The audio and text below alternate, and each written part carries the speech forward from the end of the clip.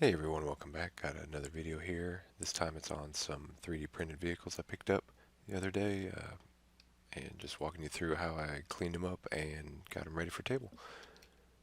So the bits I used, in this case I picked some up off of eBay, but obviously get your vehicle however you want. The paints I use, so if you like to match my my color scheme, then this is what I went through. Obviously the Krylon, this will be the base coat, so that color is really up to you. And the first, so this one obviously it's missing the bumper. So with the 3D printed vehicles, this one isn't resin. You'll see the striation marks they stand out. Even so, the good news is you won't have to deflash as much. Bad news is any misprints. So you kind of see a little bit here where you end up having to clean it up with a hobby knife. In the areas here, this is missing some. You kind of see a little dip down. So in cases like that, or on the tires where there's like kind of a gap, you end up here as well using some crazy glue, kind of as a quick little gap filler.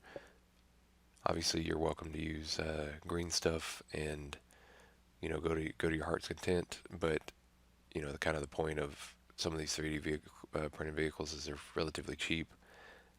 So you really don't want to, for me, I wouldn't want to put that much time into something when if you're gonna put that much into the cosmetics, you probably would just pick up a resin vehicle or just an injection molded one. So this is after the first 2 or 3 layers of Krylon.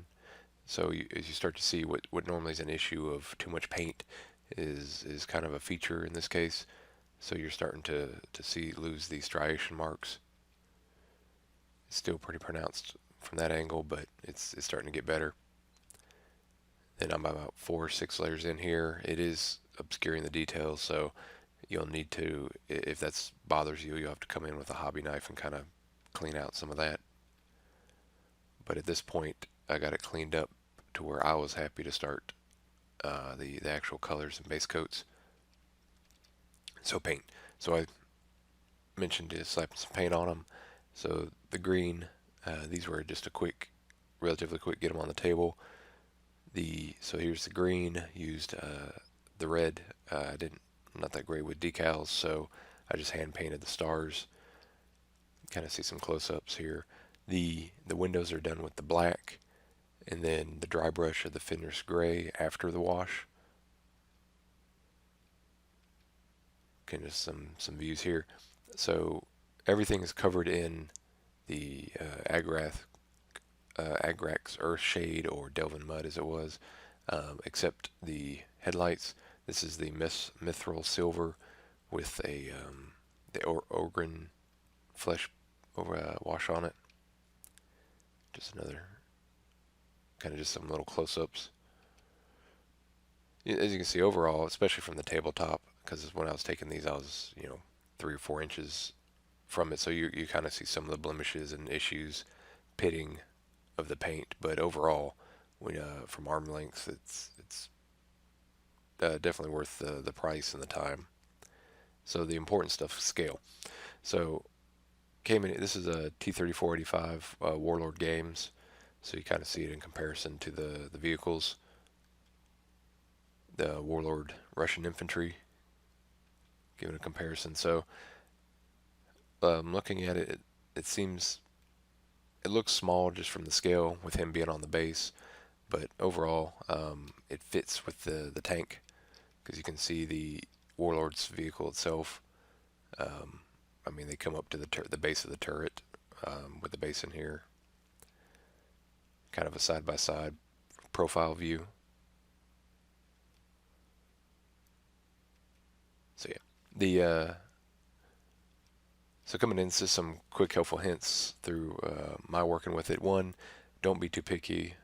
You do want the print to be good, but you don't need it to be resin quality, because some of those, especially if you're going to Shapeways or whatever, you end up paying as much as you would just buying a injection molded model. Now, granted, if that's an option, if not, then you kind of have to pay whatever you can get. So if you're going with an